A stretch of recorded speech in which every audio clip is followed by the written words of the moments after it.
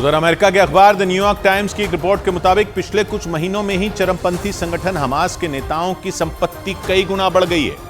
अमेरिकी अखबार की रिपोर्ट में यह भी आरोप लगा कि हमास के बड़े नेताओं का लक्ष्य बदहाल गाजा की मदद करना नहीं बल्कि खुद की कमाई बढ़ाना है।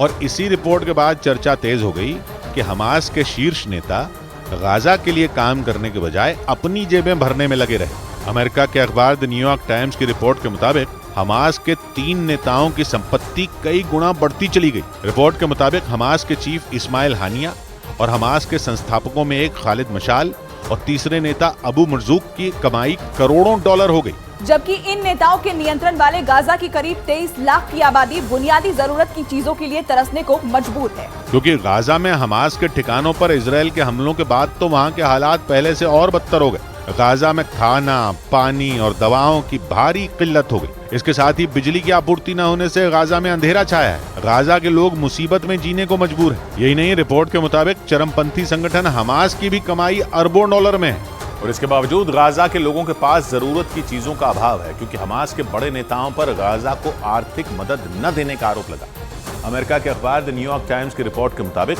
हमास के 3 नेताओं के पास करीब 90,000 करोड़ रुपए की संपत्ति है, जबकि चरमपंथी संगठन हमास की हर साल की कमाई 8,000 करोड़ रुपए से ज्यादा है। अमेरिका के अखबार द न्यूयॉर्क टाइम्स की रिपोर्ट के मुताबिक हमास के 3 नेताओं इस्माइल हानिया, खालिद मशाल और अबू मरजूक के पास 11 अरब डॉलर यानी भारतीय रुपयों में करीब 90,000 करोड़ रुपए से ज्यादा की संपत्ति है। द न्यूयॉर्क टाइम्स की रिपोर्ट के मुताबिक हमास चीफ इस्माइल हानिया 33,000 करोड़ के मालिक हैं।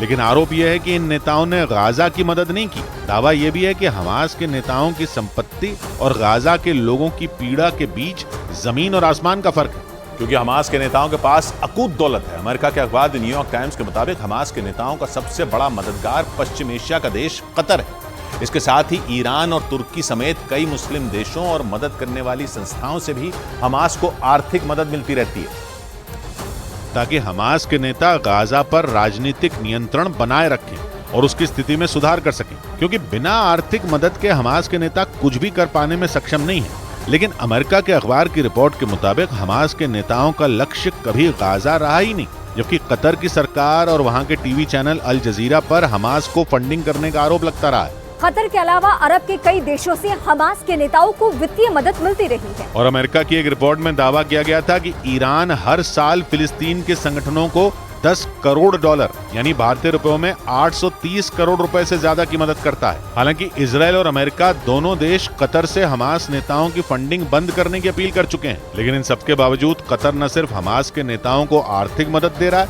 बल्कि उनमें कई नेताओं को अपने यहाँ पनाह भी दे रखी है। लेकिन अमेरिका के अखबार द न्यूयॉर्क टाइम्स का दावा यह है कि इन सबसे उलट हमास के तीनों नेता कतर में रहकर फिजूल खर्ची करने में व्यस्त हैं। आरोप यह है कि हमास के नेता गाजा के लोगों की मदद करने के बजाय वहां हमलों के दौरान छिपने के लिए सुरंगें बनाने में जुटे रहे। और कतर में रहकर हमास के तीनों नेता इस्माइल हानिया, खालिद मशाल और अबू मरजूक आलीशान जिंदगी जी रहे।